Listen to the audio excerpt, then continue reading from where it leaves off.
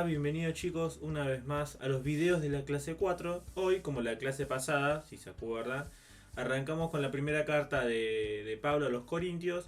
Vamos a seguir con esta carta, ¿sí? Pero si todavía no viste el video anterior de Flor, te recomiendo que vayas a verlo porque ella da un panorama también general de lo que se va a tratar esta carta, ¿sí? En el primer video que hizo Flor menciona que el libro de Corintios está dividido por una serie de problemas y soluciones que le da Pablo a la congregación de Corintio. El primer problema que vimos en la clase anterior fue un problema de divisiones y peleas entre hermanos de la iglesia. Y el segundo problema que vamos a ver hoy en esta oportunidad habla de un tema muy importante, que es el tema del sexo. En el capítulo 5, Pablo habla acerca de una persona de la iglesia, un miembro de la congregación, que mantiene relaciones sexuales con su madrastra. Pablo expresa su preocupación con este tema, ya que ni siquiera los del mundo dice que practican estas cosas, pero aún más lo que le preocupa a Pablo es que ningún miembro de la iglesia hace algo al respecto con esta persona. En la Biblia van a encontrar la palabra fornicación, que su traducción sería relación sexual prohibida o inmoralidad sexual, ¿sí? Esto quiere decir que mantenía relaciones sexuales fuera del plan de Dios.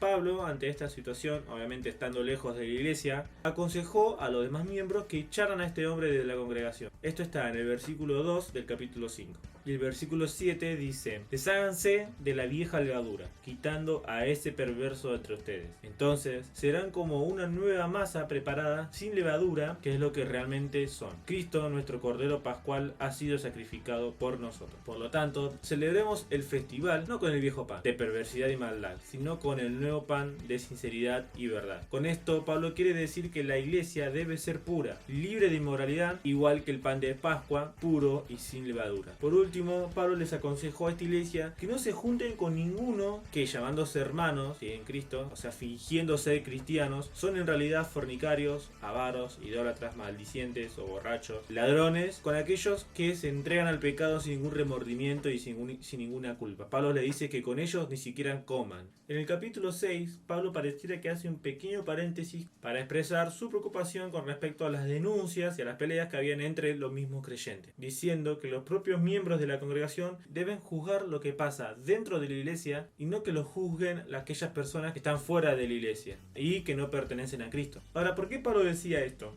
Porque esto provocaba una mala reputación en aquellos que no eran creyentes, haciendo difícil la tarea de que la iglesia gane a nuevas personas para Cristo. Pablo en el versículo 5 de este capítulo dice: ¿por qué no hay entre vosotros sabio, ni aún uno, que pueda juzgar entre sus hermanos? Entonces Pablo claramente acá les pide que resuelvan sus propios problemas.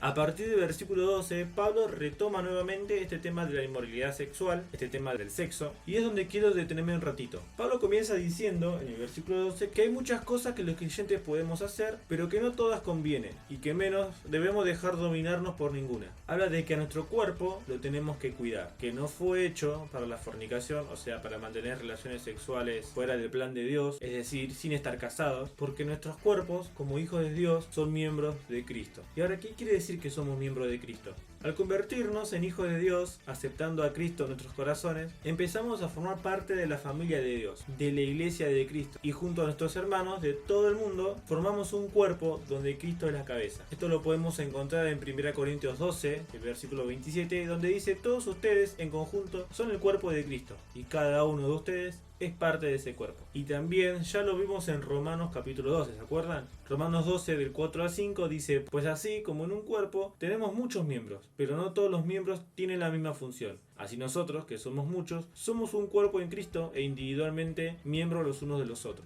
Por lo tanto, como un miembro del cuerpo de Cristo, no debo unirme al pecado, teniendo relaciones sexuales antes del matrimonio, sino mantenerme unido, santo, apartado y puro a Cristo. Y en el versículo 18, Pablo dice que huyamos de la fornicación, que huyamos de estas relaciones sexuales prohibidas.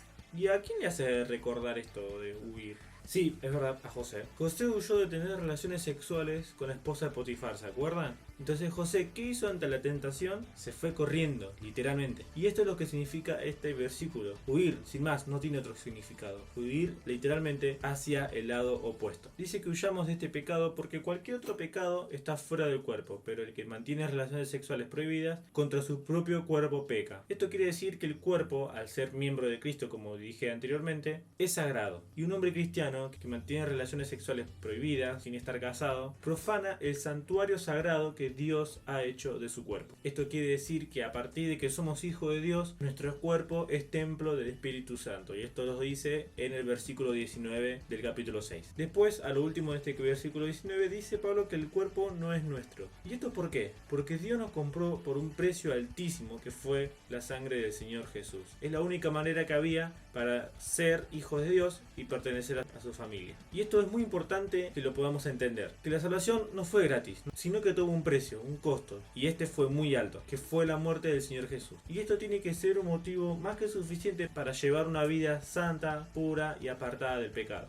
Una vida, como termina este capítulo 6, que glorifique a Dios. Y a mí me gustaría terminar acá, para no hacerlo tan largo, porque este tema seguramente lo sigamos charlando en un Zoom más entre nosotros, donde bueno, nuestra idea es invitar a otros hermanos que puedan hablar sobre este tema con mayor profundidad, y así ustedes también ven caras nuevas y no se aburren con estas caras de siempre. Así que acá vamos a dejar el video. Chicos, no se olviden de leer, porque esto es muy importante, que puedan seguir leyendo y pregunten, si pueden hablar con sus papás, si pueden hablar con algún hermano de la iglesia, si pueden hablar con alguien que conozca a Dios. Les recomiendo fuertemente hablar de este tema, como dije, con personas que conozcan a Dios, porque si lo hacen con personas que no conocen a Dios, le van a decir otras cosas que para ellos estén bien, pero para Dios no está bien. Así que chicos, nos vemos la próxima, que Dios los bendiga, que Dios los cuide, y nada, nos estamos viendo.